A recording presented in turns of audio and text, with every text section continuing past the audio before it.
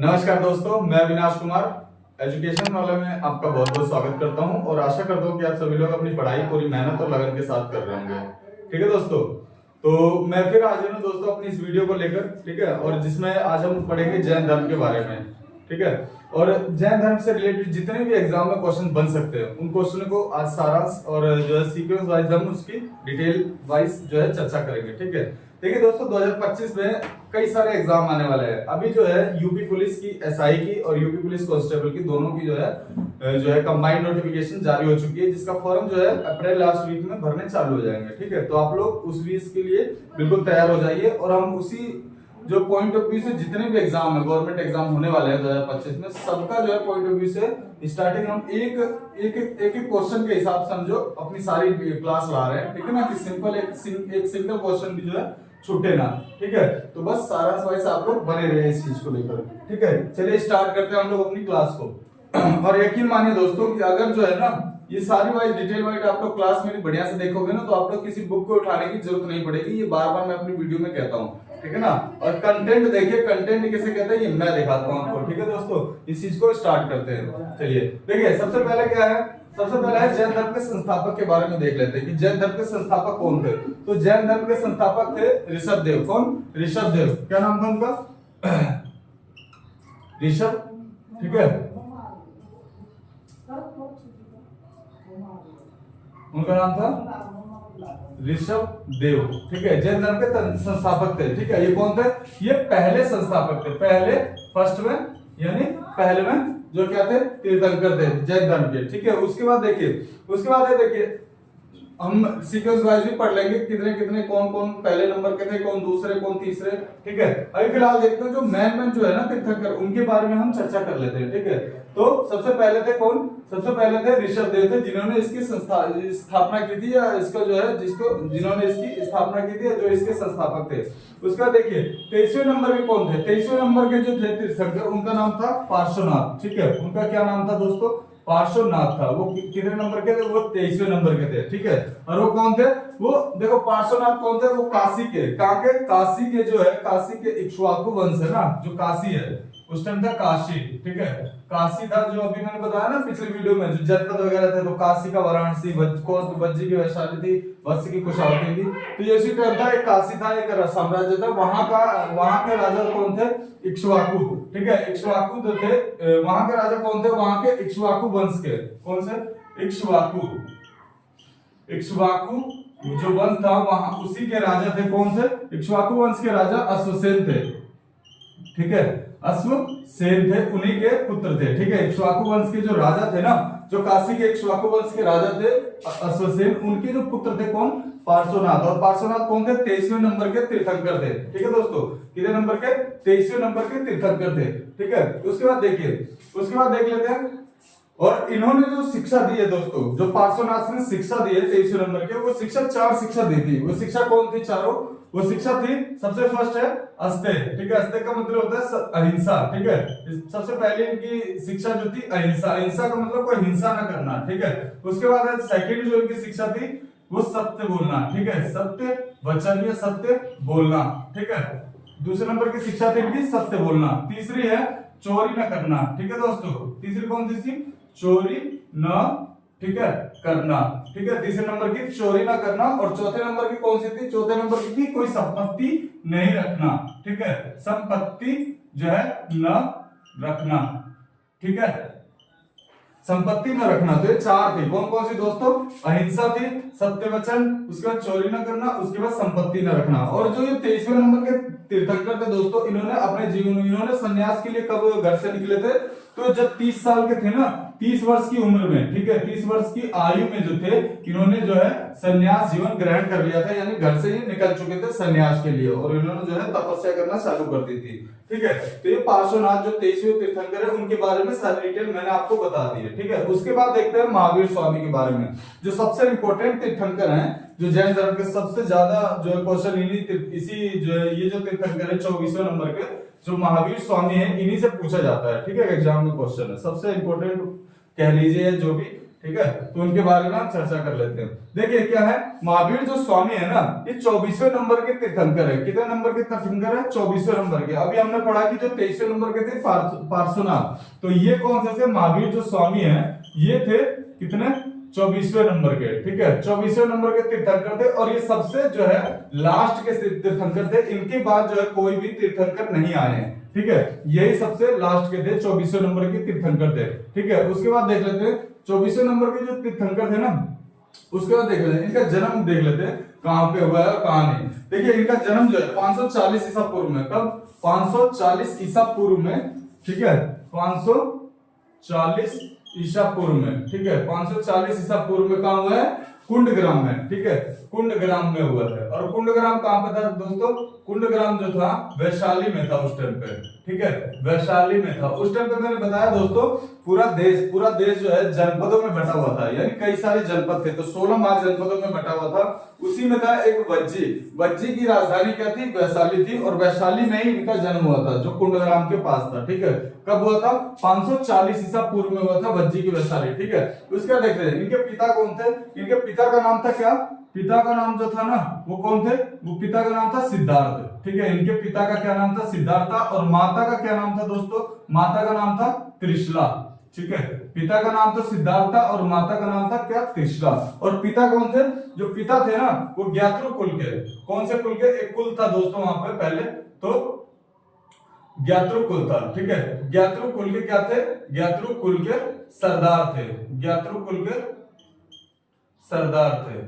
ठीक है, तो इनके पिता जो थे ना वो ज्ञात्रु कुल के सरदार थे। और माता कौन थी? तो माता थी दोस्तों सॉरी, माता जो थी वो क्या थी? माता जो थी वो लिच्छवी राजा, एक साम्राज्य था लिच्छवी का। ठीक है, वहां के राजा थे कौन? चेटक। उनकी क्या थी? बहन थी। तो माता जो थी इनकी वो लिच्छवी राजा, लिच्छवी के राजा जो चेटक थे ना, चेटक की क्या थी? चेटक की बहन थी। ठीक है दोस्तों, जो माता थे इनकी वो लिच्छवी के राजा जो थे चेटक, उनकी बहन थी। और जो पिता जो थे वो ज्ञात्रु कुल के सरदार थे। पिता का क्या नाम था? सिद्धार्थ था। और माता का क्या नाम था? माता का नाम था त्रिशला। ठीक है, ये दोनों याद कर लीजिए। उसके बाद देखिए इन्होंने जब जीवन को सन्यास के लिए जब निकले ना घर से, जब इन्होंने सन्यास के लिए अपने जीवन को समर्पित किया, तो उनकी आयु लगभग जो थी दोस्तों वो 30 वर्ष की थी। कितने साल की थी? 30 वर्ष की उम्र में इन्होंने जो है ना अपने जीवन को सन्यास के लिए समर्पित कर दिया, यानी घर से निकल गए सन्यास के लिए, यानी जो है भिक्षु बन गए। ठीक है, भिक्षु ये बन गए कब? 30 वर्ष की उम्र में। ठीक है, और देखिए इनकी एक पत्नी थी, जब इन्होंने सन्यास से पहले की बता रहा हूं, जब इनकी एक पत्नी थी, पत्नी का क्या नाम था दोस्तों? पत्नी का जो नाम था वो नाम था यशोदा। ठीक है, इनकी जो पत्नी थी उसका नाम था यशोदा। ठीक है, यशोदा इनकी पत्नी थी। और उनकी एक पुत्री थी। ठीक है, उनकी एक पुत्री थी। पुत्री का क्या नाम था? पुत्री का जो नाम था अनुजा। ठीक है, अनुजा प्रियदर्शनी। ठीक है, प्रियदर्शनी इनकी पुत्री का नाम था। ठीक है, तो पत्नी का जो नाम था यशोदा था, और जो इनकी पुत्री का नाम था अनुजा प्रियदर्शनी। ठीक है, अनुजा प्रियदर्शनी। और जो अनुजा प्रियदर्शनी है इनका जो विवाह है, एक व्यक्ति थे उनका नाम था जामिल। ठीक है, एक व्यक्ति थे जिनका नाम था जामिल, उनसे जो है अनुजा प्रियदर्शनी की शादी हुई थी। तो जामिल जो है क्या कहते हैं, कौन थे?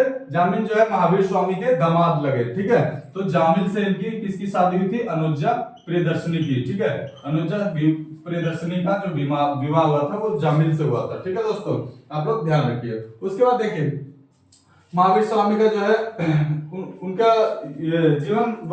जीवन काल मैंने बताया कि जब वो संन्यास के लिए जब वो जो अपने जीवन को समर्पित किया उन्होंने, तो उनकी आयु कितने वर्ष की थी? वो 30 साल के थे। 30 साल के थे जब उन्होंने जो है अपने जीवन को क्या किया? संन्यास के लिए समर्पित किया, जब वो घर से निकले, जिसे कह सकते हैं महापरिनिर्वाण। ठीक है, अब देखिए आगे की कहानी। उसके बाद जब वो निकले तो उसके बाद ना जब वो जहां पे गए, ठीक है दोस्तों, जहां पे गए उन्होंने भिक्षा मांगकर अपने जीवन यापन जो है शुरू किया, और उन्होंने अपनी तपस्या चालू की। और देखिए जहां पे उन्होंने तपस्या चालू की वहां पे कौन सी जगह थी मैं बता देता हूँ। देखिए एक बात और ध्यान से मैं बता देता हूँ, जो महावीर स्वामी थे इनके बचपन का क्या नाम था? ठीक है, बचपन का नाम भी कभी पूछ लेता है, तो बचपन का नाम था इनके नंदी वर्धन। ठीक है, नंदी वर्धन था। इनके बचपन का नाम जो था नंदीवर्धन था, ठीक है। और इनके एक बड़े भाई थे, ठीक है। इनके एक क्या थे, बड़े भाई थे, और बड़े भाई का क्या नाम था दोस्तों, बड़े भाई का नाम था वर्धमान, ठीक है। वर्धमान जो था इनके बड़े भाई का नाम था, और जो महावीर स्वामी के बचपन का नाम था ना खुद का, वो था नंदीवर्धन। तो 30 वर्ष की अवस्था में अपने भाई से इन्होंने आज्ञा ली, ठीक है, कि भैया मुझे घर से अब भिक्षु के लिए जाने दो। और उसके बाद इन्होंने आज्ञा लेकर घर से जो है घर त्याग दिया, और उसके बाद ये भिक्षु बन गए, ठीक है। उसके बाद देखिए ये गए एक जगह जहां पे एक कौन सी नदी बहती थी, उस नदी का नाम था क्या, उस नदी का नाम था, एक ऐसी जगह गए जहां पे एक नदी बहती थी, ठीक है। उस नदी का नाम था ऋजुपालिका नदी, ठीक है। क्या नाम था, ऋजुपालिका नदी, ऋजुपालिका नदी, ठीक है, ऋजुपालिका, ठीक है, नदी। अब इसी नदी के किनारे, ठीक है, इसी नदी के किनारे एक पेड़ था, ठीक है। उस पेड़ का क्या नाम था, उस पेड़ का नाम था साल का वृक्ष, ठीक है, साल, ठीक है। उस पेड़ का नाम था साल, यानी साल का वृक्ष था, ठीक है। तो कभी पूछ ले कि जो महावीर स्वामी को ज्ञान की प्राप्ति हुई है, मतलब उनको ज्ञान जो मिला है। और देख लो सबसे एक इंपॉर्टेंट चीज बताता हूं, इन्होंने जब घर को त्यागा था तो दोस्तों 12 साल तक, कितने साल तक, अभी तक जितने भी तीर्थंकर हुए हैं ना, सबसे ज्यादा वर्षों तक इन्होंने तपस्या की है। और कितने सालों तक, 12 साल तक, ठीक है, 12 साल तक, ठीक है, 12 वर्ष तक जो है तपस्या, 12 वर्ष तक तपस्या की इन्होंने, ठीक है। 12 साल तक इन्होंने तपस्या की, और 12 साल के तपस्या करने के बाद जो है इनको ज्ञान की प्राप्ति हुई है, ठीक है। तो यहाँ पे आ जाते हैं अपने उस पॉइंट पे। देखिए उस नदी के बारे में हम चर्चा कर रहे थे, तो नदी कौन सी थी, ऋजुपालिका नदी, जहां पे ये तपस्या कर रहे थे 12 सालों तक। और पेड़ का क्या नाम था, पेड़ का नाम था तो साल का वृक्ष था, साल, ठीक है, तो साल का पेड़ था। तो कभी कभी डायरेक्ट नदी से और पेड़ से, ये दो चीज आपको ध्यान रखना, नदी ऋजुपालिका थी और वृक्ष था साल, ठीक है। तो यहाँ पे इनको जो है ज्ञान की प्राप्ति हुई इसके नीचे बैठकर, ठीक है। बगल में नदी बह रही थी, वहां पे एक पेड़ था, साल का पेड़ था, साल का वृक्ष था, उस वृक्ष के नीचे बैठकर इनको ज्ञान की प्राप्ति हुई है, ठीक है। और कितने वर्षों तक इन्होंने तपस्या की है, तो 12 वर्षों तक, ठीक है, 12 वर्षों तक इन्होंने तपस्या की है। देखिए दोस्तों उसमें कई किताबों में लिखा रहता है कि बिना अन्न और बिना जल के, तो ये बात झूठ है, ठीक है ना। बिना अन्न और बिना जल के कोई आदमी जीवित नहीं रह सकता है, ये नेचुरल चीज है कि बिना खाए के आदमी 12 वर्षों तक तपस्या रह सकता है, ये चीज गलत है, ठीक है। किताबों में, कई किताबों में जो है, किताबों को शायद इस चीज की नॉलेज नहीं होगी, या फिर अपने ऊपर से अपनी जो नॉलेज के हिसाब से मिथ्या बनाकर वो इस बात को कह रहे होंगे। देखिए जो गौतम बुद्ध थे ना, उनपे भी कई बार कई जगह तो ठीक लिखा हुआ कि हाँ भाई डेली वो खाना खाते थे, या 2 दिन पे या 3 दिन पे, मतलब खाना बहुत कम खाते थे। तो उन्होंने खा पी के जिंदा रहते थे किसी तरीके से, फिर तपस्या करते थे, ठीक है। तो कई किताबों में लेकिन बिना अन्न और बिना जल ग्रहण किए हुए चीजें लिख देता, तो वो चीज गलत है, ठीक है ना। तो इन्होंने क्या किया, इन्होंने भी जो है भिक्षा मांगते थे, खाते थे, फिर उसके बाद तपस्या करते थे, फिर भिक्षा मांगते थे, खाते थे, पीते थे, फिर तपस्या करते थे। तो आप लोग इस चीज से समझ लीजिए कि बिना खाना खाए तो आदमी जीवित नहीं रह सकता है। तो वैसे ही ये भी थे, ठीक है ना। महावीर स्वामी भी थे, तो खाना खाते थे, फिर उसके बाद तपस्या करते थे, खा पी के आराम से तपस्या करते थे, ठीक है। इसमें कोई दिक्कत वाली बात नहीं है, ठीक है। तो आप लोग इस चीज को ध्यान रखिएगा। उसके बाद देख लेते हैं, उसके बाद देखते हैं इनके जो, देखिए साल का वृक्ष भी हो गया, ठीक है। उसके बाद देखिए जब इनकी ज्ञान की प्राप्ति हो गई ना दोस्तों, जब महावीर स्वामी को ज्ञान की प्राप्ति होगी, तो उसके बाद ज्ञान की प्राप्ति के बाद इनको किन नामों से पुकारा जाने लगा। तो देखिए सबसे पहला इनको कहते हैं जिन, ठीक है। जब इनको ज्ञान की प्राप्ति हुई तो जिन कहते थे, ठीक है। उसके बाद है अरहत कहते थे, ठीक है, अरहत, जिन, अरहत, और उसके बाद है निर्ग्रंथ, ठीक है। जिन, अरहत और निर्ग्रंथ, इसका नाम, इसका अर्थ भी मैं बता देता हूं। देखिए जब इनको ज्ञान की प्राप्ति हुई ना, तो इनको 3 चीजों से पुकारा जाने लगा। इनके जो अनुयायी है 3 चीजों से इनको कहने लगे, ये 3 चीजों से जाने लगे। क्या कहने लगे, जिन, अरहत और निर्ग्रंथ। जिन का मतलब होता है विजेता, ठीक है। जिन का मतलब होता है विजेता, जिसने विश्व पर विजय पा ली हो, पूरे दुनिया पर जिसने विजय पा ली उसको कहते हैं विजेता, ठीक है। तो जिन का मतलब होता है विजेता। अरहत का मतलब होता है पूज्य या पूजनीय, मतलब जो ऐसा व्यक्ति जो पूज्य योग्य है, मतलब पूजने के लायक हो, मतलब भगवान के समान हो, ऐसा व्यक्ति, ठीक है। तो वो कहलाने लगे, यानी जिन, अरहत और निर्ग्रंथ। निर्ग्रंथ का मतलब है बंधनहीन, यानी सारे संसार के सारे दुखों से, सारे मोह माया से मतलब मुक्त हो गए हैं, बंधनहीन हो गए, सारे बंधनों से मुक्त हो गए, उसको कहते हैं निर्ग्रंथ। निर्ग्रंथ का मतलब है बंधनहीन, ठीक है दोस्तों, बंधनहीन। तो तीनों की मैंने डिटेल आपको बता दी है। जिन, अरहत और निर्ग्रंथ। जिन का मतलब होता है विजेता, अरहत का मतलब होता है पूजनीय या पूज्य, और निर्ग्रंथ का मतलब होता है बंधनहीन, यानी विश्व के सारे संसार के सुख दुख मोह माया से सबसे दूर हो चुके हैं। ठीक है, इनको कहते हैं। फिर उनको ज्ञान की प्राप्ति होने के बाद ये इन नामों से पुकारा जाने लगा। ठीक है, उसके बाद देखिए दोस्तों, उसके बाद लिखा है, देखिए उसके बाद लिखा उपदेश। देखो कई बार इनके जो इन्होंने जिस भाषा में जब ज्ञान की प्राप्ति हो गई तो उसके बाद इन्होंने ना जा जाकर लोगों को उपदेश दिए भगवान के बारे में, संसार के बारे में। ठीक है, ज्ञान की प्राप्ति हो गई थी तो अब क्या करेंगे, जब भी व्यक्ति को ज्ञान की प्राप्ति हो जाती है ना, तो कोई व्यक्ति ज्ञान को अपने पास रखना सही नहीं समझता। वो ये सोचता है कि ज्ञान को जितना ज्यादा हो सके लोगों में बांट दे। तो इन्होंने भी ऐसा किया, जा जाकर जो है अपना उपदेश देने लग गए। ठीक है, और उपदेश देने लग गए। उपदेश देने के बाद जो है इन्होंने, इनकी भाषा पूछी जाती है कि किस भाषा में उपदेश दिया है। तो जो उपदेश की भाषा थी इनकी ना, वो थी दोस्तों प्राकृत। ठीक है, उपदेश की जो भाषा थी वो कौन सी भाषा थी, वो प्राकृत थी। ठीक है, प्राकृत या फिर उस प्राकृत भाषा, नेचुरल जो होता है मातृभाषा, उस भाषा को कहते हैं अर्धमागधी। भाषा का नाम क्या था, अर्धमागधी जो थी। ठीक है, अर्धमागधी उस भाषा का नाम था। तो इन्होंने जो अपना उपदेश दिया है वो अर्धमागधी भाषा में दिया है, जो कि कैसी भाषा थी, प्राकृत भाषा थी। ठीक है, उसके बाद देख लेते हैं। देखिए अनुयायी, मैंने बताया निर्ग्रंथ जो है इनको कहने लगे। देखिए इनके अनुयायी जो थे, जो इनके जो कहते हैं ना कि मतलब हमारे समर्थक होते हैं या हमारे जो साथ चलने वाले होते हैं, तो इनके साथ मतलब इनको जो मानने वाले थे, इनको महावीर स्वामी के जो मानने वाले इनके अनुयायी जो थे, ठीक है, इनके अनुयायी जो थे उनको क्या कहते थे, तो उनको भी कहते थे निर्ग्रंथ। ठीक है, निर्ग्रंथ कहते थे। और निर्ग्रंथ का मतलब मैंने बता दिया है आपको, बंधनहीन। ठीक है, बंधनहीन होता था इसका मतलब। ठीक है दोस्तों, निर्ग्रंथ का क्या मतलब होता था, बंधनहीन। ठीक है, उसके बाद देख लेते हैं। देखिए निर्ग्रंथ का मतलब मैंने बता दिया, बंधनहीन होता था। इनके अनुयायियों को क्या कहते थे, इनके अनुयायियों को जो है निर्ग्रंथ कहते थे। देखिए उसके बाद देखिए जामिल, मैंने बताया ना अभी कि जामिल कौन थे। ठीक है, जामिल जो थे महावीर स्वामी के कौन थे, दामाद थे। ठीक है, कौन थे, दामाद थे। कौन, जामिल थे। और दामाद का मतलब ये है कि देखिए अनुजा जो प्रियदर्शनी थी वो कौन थी, महावीर स्वामी की पुत्री थी, और उस जो अनुजा प्रियदर्शनी के ही क्या थे, ये पति थे। ठीक है, जामिल थे। और सबसे पहले, ठीक है, सबसे पहले जो महावीर स्वामी के अनुयायी बने थे, यानी उनके समर्थक बने थे, उनको मानने वाले बने थे, तो कौन बने थे, यही बने थे, उनके दामाद बने थे। ठीक है, महावीर स्वामी के दामाद जो थे जामिल, ये सबसे पहले जो है महावीर स्वामी के अनुयायी बने थे। अनुयायी यानी उनको मानने वाले बने थे। ठीक है, उसका देखिए चंपा, जो सबसे पहले, ये तो थे भिक्षु थे। ठीक है, ये तो जो आप देखिए दोस्तों, जो आदमी अगर सन्यास लेता है तो उसको कहते हैं भिक्षु। ठीक है, लेकिन जो औरत अगर सन्यास लेती है ना तो उसको कहते हैं भिक्षुणी। ठीक है, तो दोनों अलग अलग बातें हैं। तो सबसे पहले जो भिक्षु बने थे यानी आदमी बने थे वो इनके दामाद बने थे, और दामाद कौन थे, जामिल थे। और जो सबसे पहली भिक्षुणी बनी थी यानी लेडीज में बनी थी तो चंपा थी। और चंपा कौन थी, जो दधिवाहन नरेश थे ना, एक लेडीज थी उसका नाम था चंपा। और वो चंपा कौन थी, जो दधिवाहन नरेश, दधिवाहन नरेश, जो दधिवाहन के नरेश थे ना। ठीक है, जो दधिवाहन के नरेश थे उनकी जो क्या थी, ये बेटी थी। कौन, चंपा थी। तो दधिवाहन नरेश की बेटी थी चंपा थी, वो जो सबसे पहले भिक्षुणी बनी थी, वो इनकी भिक्षुणी बनी थी। किसकी, महावीर स्वामी की सबसे पहली भिक्षुणी बनी थी। ठीक है, उसका देखिए गणधर होते हैं। गणधर क्या होता है, मतलब डिवाइड कर दो, भाग कह लो। ठीक है, भाग कह लो या पार्ट कह लो।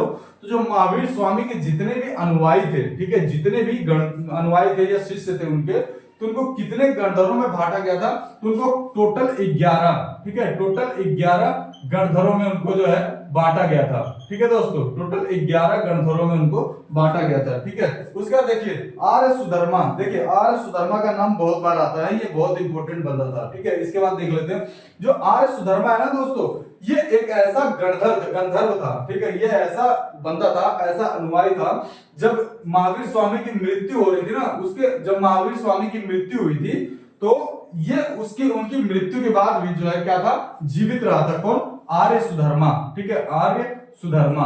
ठीक है, आर्य सुधर्मा इनकी मृत्यु के बाद भी जीवित रहा था। और जो क्या हुआ, इनकी मृत्यु के बाद भी जीवित रहा कौन, आर्य सुधर्मा। और जो सबसे पहला थेरा कहते, जानते किसे कहते थे दोस्तों, थेरा का मतलब ये होता है जब आदमी, मैंने बताया ना, जब आदमी भिक्षु होता है, ठीक है, जब आदमी जब भिक्षु बन जाता है तो उसको कहते हैं भिक्षु, और औरत जब भिक्षु बन जाती है तो उसे कहते हैं भिक्षुणी। तो जब कई सारे जब भिक्षु होते हैं ना, जो आदमियों को कई सारे सन्यास होते हैं, तो उनके सारे ग्रुप को क्या कहते हैं, थेरा, ठीक है, उनको सारे ग्रुप को कहते हैं थेरा। और जो लेडीज होती है, भिक्षुणी होती है, उनके ग्रुप को कहते हैं थेरी, ठीक है। तो जो लेडीज के ग्रुप को कहते हैं थेरी, ठीक है, लेडीज के ग्रुप को कहते हैं थेरी। जो लेडीज सन्यास मतलब लेडीज जो संत होती है, साधु संत होते हैं, उनका जो ग्रुप होता है ना, उसको कहते हैं थेरी। और जो आदमी का ग्रुप होता है ना, उसको कहते हैं थेरा। तो दोनों बातें क्लियर हो गई। तो आर्य सुधर्मा एक ऐसा गंधर्व था जो सबसे पहला क्या हुआ, उनकी मृत्यु के बाद जो सबसे पहला क्या हुआ, जो है जैन धर्म का सबसे पहला थेरा या उपदेशक, ठीक है, थेरा या उपदेशक जो है कहा गया, ठीक है दोस्तों। उसका देखिए एक थी चंदना, ठीक है, चंदना कौन थी, चंदना जो थी, जो मैंने बताया ना थेरी, अभी बताया ना थेरी किसे कहते हैं। तो थेरी जो थी, थेरी जो होता था, मतलब इनके जो भिक्षुणी होती थी, भिक्षुणियों का मतलब लेडीज जो सन्यासी थी, उनका जो समूह होता था थेरी। तो थेरी की, हर थेरी की एक प्रधान होती थी। तो यही थी, इसकी प्रधान जो थी कौन थी, चंदना थी। तो इनकी जो क्या कहते हैं, महावीर स्वामी की जो थेरी थी, जो मतलब भिक्षुणियों का समूह था, उसकी जो प्रधान थी यानी मुखिया थी, कौन थी, मुखिया जो थी वो थी चंदना, ठीक है दोस्तों, मुखिया जो थी वो थी चंदना, ठीक है, चंदना इसकी मुखिया थे, ठीक है। उसके बाद देखिए अभी तक जितना ही पढ़ा मैंने, अब उससे सबसे इंपोर्टेंट चीज आने वाली है। देखिए इसमें बहुत बार क्वेश्चन पूछा जाता है, सबसे मोस्टली इंपोर्टेंट जो है जैन धर्म से रिलेटेड, उसी में पूछा जाता है, ठीक है। देखिए क्या हुआ था, लगभग ईसा पूर्व यानी तीसरी शताब्दी, ठीक है, ईसा पूर्व की 300 ईसा पूर्व, लगभग 300 ईसा पूर्व में क्या हुआ था, ठीक है, 300 ईसा पूर्व में एक घटना हुई थी, ठीक है, बहुत बड़ी घटना हुई थी 300 ईसा पूर्व में। क्या हुआ था, जो है ना, जहां पे ये लोग रहते थे, ठीक है, जहां पे ये लोग रहते थे, मतलब मगध का जो एरिया था, मगध का साम्राज्य था, पटना जो एरिया है ना, बिहार का जो पटना एरिया, उसके आसपास का सारा मगध साम्राज्य था। तो लगभग 300 ईसा पूर्व में एक इतनी बड़ी घटना हुई, क्या हुआ कि उस पूरे मगध में, ठीक है, पूरे मगध के आसपास का उससे भी ज्यादा एरिया में एक बहुत भीषण क्या हुआ, अकाल पड़ गया। इतना भीषण अकाल पड़ गया, खाने के लाले हो गए, वहां पे सूखा पड़ गया एकदम ही, लोगों को खाने के लिए खाना तक नहीं मिलता था, इतना भीषण अकाल पड़ गया, ठीक है। तो क्या हो गया, भीषण अकाल पड़ गया, ठीक है, भीषण अकाल पड़ गया। और ये कब पड़ गया, ये 300 ईसा पूर्व में पड़ गया। देखिए 540 ईसा पूर्व में मैंने क्या बताया, महावीर स्वामी का जन्म हुआ, ठीक है, 540 ईसा पूर्व में क्या बताया था, जो है महावीर स्वामी का जन्म हुआ था, ठीक है, 540 ईसा पूर्व में। लेकिन क्या था, उसके लगभग ये कितने सालों बाद, 300 ईसा पूर्व है ना, तो उसके लगभग 150 सालों बाद, लगभग 150 सालों बाद जो है, जहां पे इनका जन्म पनप रहा था, जहां पे महावीर स्वामी के अनुयायी बढ़ रहे थे, वहां पे इतना बड़ा अकाल हो गया कि उनके जो अनुयायी थे सारे तितर बितर हो गए, मतलब इधर से उधर भाग गए, खाने के लिए भी उनके मुहाल हो गए। तो क्या हुआ, दो अनुयायी जो थे इनके थेरा जो थे ना, उनके दो प्रमुख मुखिया जो थे, एक का नाम था स्थूलभद्र, ठीक है, एक का नाम था स्थूल भद्र और दूसरे का क्या नाम था, भद्रबाहु, ठीक है, भद्रबाहु। तो जब महावीर स्वामी के बाद जो है ना, पूरा जो मगध का जो है जैन धर्म को संभालते थे, यही दो लोग संभालते थे, ये दो लोग जो थे मुखिया थे। तो जब ये अकाल पड़ा ना, तो जो ये दूसरे नंबर के थे ना भद्रबाहु, ये क्या गए, ये मगध को छोड़कर भाग गए, ठीक है, मगध को छोड़कर भाग गए। और कहां भाग गए, जो भारत का दक्षिणी एरिया है ना दोस्तों, दक्षिण में चले गए, भारत के दक्षिण में चले गए, ठीक है, दक्षिण में चले गए। और जो ये स्थूल भद्र है ना, ये यहीं रुक गए, ठीक है, इन्होंने यहीं रुकने का फैसला किया।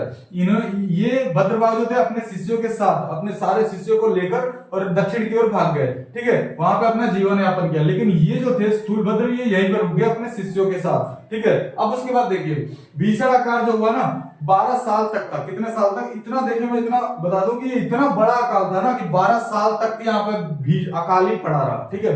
तो 12 साल तक ये यहीं पर है। इन्होंने 12 साल तक किसी तरीके से अपने को संभाले रखा, ठीक है, जीवन यापन किया, ठीक है, अपने शिष्यों को संभाला। उसके बाद जब अकाल खत्म हुआ तो वापिस जो ये भद्रबाहु है ना, ये वापिस क्या हुए, यहाँ पे आए, ठीक है। और जब ये यहाँ पे आए ना तो स्थूल भद्र के साथ, इनके शिष्यों के साथ गहरा मतभेद हो गया, मतलब गहरी लड़ाई हो गई कि जब हमारे ऊपर संकट था तब तो तुम हमें छोड़कर चले गए थे, और जब 12-15 साल के बाद, लगभग 12 साल, ठीक है, मैं बता देता हूँ अकाल का कभी कभी डेट भी पूछा जाता है, तुझे अकाल लगा था ना ये दोस्तों, ये 12 वर्ष तक लगा था, ठीक है, 12 साल तक ये अकाल लगा था। तो जब ये वापिस आए ना 12 साल के बाद, तो इनसे इनकी लड़ाई हो गई, गहरी लड़ाई, इतना गहरा मतभेद हो गया ना कि पूरा ये जैन धर्म जो है ना 2 टुकड़ों में विभाजित हो गया, पूरा जैन धर्म 2 टुकड़ों में विभाजित हो गया, ठीक है। अभी भी कभी भी आप जाते हो, देखिए दोस्तों मैं बता देता हूँ, जो जैन धर्म है ना, जो दिल्ली में एक जगह है, दिल्ली में एक जगह है कमल मंदिर, ठीक है, कमल मंदिर जो है ना, इसी में से इन्हीं के जैन धर्म का जो है ना, ये जो भद्रबाहु ने जो स्टार्ट किया था ना, उसी भद्रबाहु का जो वो धर्म है, ठीक है, कमल मंदिर, ज्यादातर लोगों को पता नहीं होगा कि कमल मंदिर क्या, किस धर्म से रिलेटेड है। तो जैन धर्म का जो भद्रबाहु ने जो स्टार्ट किया ना, उस धर्म की चीज है, ठीक है, स्थूल भद्र का मत समझ लो, जैन धर्म का भद्रबाहु के जो स्टार्ट किया ना, उसी धर्म का वो मंदिर है, ठीक है। अब देखिए नेक्स्ट देख लेते हैं। देखिए तो जब ये वापस आए ना, तो उसके बाद क्या हुआ, इनकी गहरी लड़ाई हो गई, और जब लड़ाई हो गई ना तो क्या किया इन दोनों ने, क्या किया, बोला कि अब जैसे 2 भाई आपस में लड़ाई कर लेते हैं तो बोलते हैं कि अब ये जमीन मेरी दे दो और ये जमीन मेरे हिस्से में दे दो। तो उसी तरीके से पूरे जैन धर्म को, जिसको महावीर स्वामी ने पूरी तपस्या करके बसाया था, उसको पूरे जो है इन दोनों भाइयों ने, इन दोनों जो है आचार्यों ने क्या किया, 2 टुकड़ों में विभाजित कर दिया। और जो देखिए मैं बता देता हूं, अब देखिए इनकी जो स्थूल भद्र ने, ठीक है, जो स्थूल भद्र ने, ठीक है, जो स्थूल भद्र थे, उन्होंने जो अपने संप्रदाय का जो किया, जो मतलब जिस संप्रदाय को अलग हुआ लेकर अपने संप्रदाय का क्या नाम रखा, क्योंकि दोनों तो अलग हो चुके हैं, ठीक है ना, दोनों में गहरी लड़ाई हो गई थी आने के बाद, और दोनों में लड़ाई हुई तो दोनों अपने अपने मत को लेकर एक अलग ही नया धर्म बना लिए। जो इन्होंने संप्रदाय बनाया, जो स्थूल भद्र ने धर्म बनाया, ठीक है, उनका धर्म क्या था, श्वेतांबर, ठीक है, श्वेतांबर था। और भद्रबाहु जो भाग गए थे, जब अकाल पड़ा था, जो भाग गए थे, फिर अकाल खत्म होने के बाद वापिस आए थे, उन्हें कहते हैं भद्रबाहु। तो उन्होंने जो संप्रदाय बनाया था उसको कहते हैं दिगंबर, ठीक है, दिगंबर। तो कभी भी पूछ ले कि जैन धर्म के 2 संप्रदाय कौन थे, तो एक था श्वेतांबर और एक था दिगंबर। अब देखिए मैं बताता हूँ, श्वेतांबर कौन थे। श्वेतांबर का ये मतलब होता है कि जो व्यक्ति, ठीक है, जो व्यक्ति, श्वेत का मतलब होता है श्वेत और अंबर का मतलब होता है वस्त्र, ठीक है। तो अंबर का वैसे मतलब भी होता है कि आकाश होता है, आकाश को अंबर कह सकते हैं, लेकिन अंबर का एक प्रयासी ये भी होता है कि वस्त्र को भी हम अंबर कह सकते हैं, ठीक है। तो श्वेत का मतलब सफेद और अंबर का मतलब होता है वस्त्र, ठीक है। तो जो सफेद वस्त्र धारण करे, ठीक है, जो सफेद वस्त्र धारण करे, ठीक है, सफेद वस्त्र धारण करने वाले को क्या कहते हैं दोस्तों, सफेद वस्त्र धारण करने वाले को स्थूल भद्र कहते हैं। तो इनके जो अनुयायी थे ना, जो रुके हुए थे, वो जितने भी देखोगे ना जैन धर्म में जहां भी मंदिर मिलेगा, आप लोग ये ध्यान रखना, सिर्फ 2 ही मिलेंगे। एक तो ये सफेद वस्त्र पहने हुए सारे जितने भी अनुयायी पंडित है, सब के सब एक ही कपड़े पहनेंगे। कौन से वो कपड़े का रंग होगा, सफेद, ठीक है। और दूसरे जो थे, इनके धर्म के जो भी लोग मिलेंगे, इनको कहेंगे नग्न, ठीक है, यानी बिना वस्त्र के। भद्रबाहु जो थे, इन्होंने फैसला किया कि हम कपड़े ही नहीं पहनेंगे, यानी बिना वस्त्र के रहेंगे। तो नंगे रहने वाले लोगों को, यानी नग्न रहने, ठीक है, नग्न रहने वाले, ठीक है, लोग क्या कहते हैं, भद्रबाहु के जो है वो दिगंबर कहलाते हैं। तो श्वेतांबर कौन होते हैं, श्वेतांबर जो सफेद वस्त्र धारण करने वाले होते हैं, और दिगंबर कौन होते हैं, जो बिना वस्त्र के होते हैं, जो कोई भी वस्त्र ही धारण नहीं करते, नंगे चलते हैं, ठीक है। तो उनको क्या कहते हैं, दिगंबर कहते हैं। तो ये जो जैन जो संप्रदाय है, इसको आप ध्यान रखना, ठीक है दोस्तों। ये थी इनकी कहानी। उसके बाद देखते हैं, देखिए दोस्तों ये सारी डिटेल हो गई, ठीक है। उसके बाद अगर अभी कुछ और भी डिटेल इसमें कराऊंगा अगर जो इससे रिलेटेड है, ठीक है। ये जो है मेन इंपॉर्टेंट चीजें मैंने बताई आपको, ठीक है। और इसमें ज्यादातर मैंने पूरी कोशिश की है कि इसमें एग्जाम के पॉइंट ऑफ व्यू से कोई क्वेश्चन छूटे ना, ठीक है। तो इसकी और बाकी सारा जो वीडियो लाने के लिए, इसकी जो और डिटेल वाइज जो है, जो बची हुई चीजें रह गई हैं, तो अपनी नेक्स्ट वीडियो में हम लाएंगे, ठीक है। उसके बाद जो है नेक्स्ट वीडियो में लाएंगे, और जो है सारी पूरी कोशिश रहेगी हमारी कि उसमें एक सिंगल क्वेश्चन भी छूटे ना एग्जाम से, ठीक है।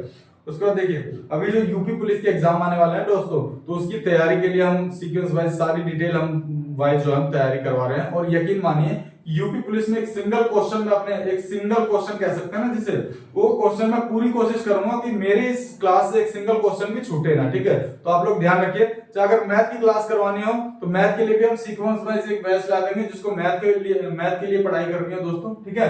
जिसको मैथ के लिए एग्जाम के लिए सारी तैयारी करनी हो तो हम सारी डिटेल वाइज मैथ की सारी क्लास ला देंगे, एक से लेकर जितनी भी क्लासें होती है अर्थमेटिक और जो है एडवांस दोनों की क्लासें हम लगा देंगे सीक्वेंस वाइज, ठीक है। और प्रीवियस ईयर की अगर किसी को चाहिए कि प्रीवियस ईयर की जो भी है जो क्वेश्चन वगैरह भी कराए यूपी पुलिस में आ चुके हैं जो, तो हमें कमेंट में बता दीजिए, ठीक है दोस्तों। मैंने अपनी पूरी कोशिश की है इस वीडियो को जो है सारे क्वेश्चन इसमें जो है कन्वर्ट करने की, और पूरी कोशिश की है इसमें कि ताकि सारे क्वेश्चन मेरे इस जो है एग्जाम से आए। और यकीन मानिए आप लोग खाली मेरी इस क्लास को ही देखिए, ठीक है। आप इस क्लास को ही देखिए और उसी से ही आपका एग्जाम क्रैक होने वाला है, ठीक है दोस्तों। मेरी क्लास अच्छी लगी हो तो लाइक कर दीजिए, ठीक है, और सब्सक्राइब कर लीजिए डेली डेली जो है नोटिफिकेशन पाने के लिए, डेली डेली वीडियो पाने के लिए, और ज्यादा से ज्यादा लोगों में शेयर कर दीजिए, ठीक है दोस्तों। धन्यवाद।